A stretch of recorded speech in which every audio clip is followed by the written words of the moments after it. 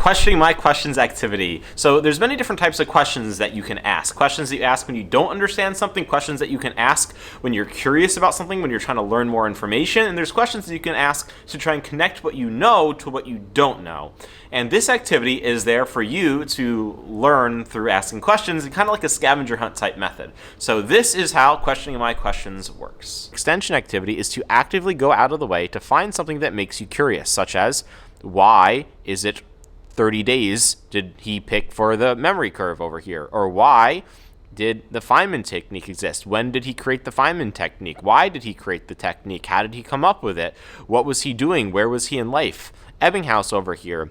So think for things that would make you curious. What was going on in the time period of when that was going on?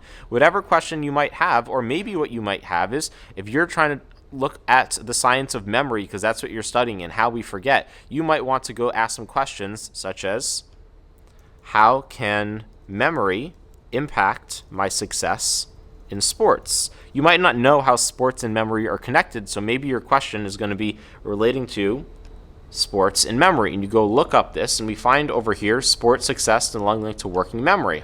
So memory has to do with sports. So you go read about this. Another good reason why children should do this, working sports, refers to they temporarily hold several facts or thoughts. So go ahead and read, and what you might learn is soccer clubs focus too much on physical attributes as opposed to mental attributes.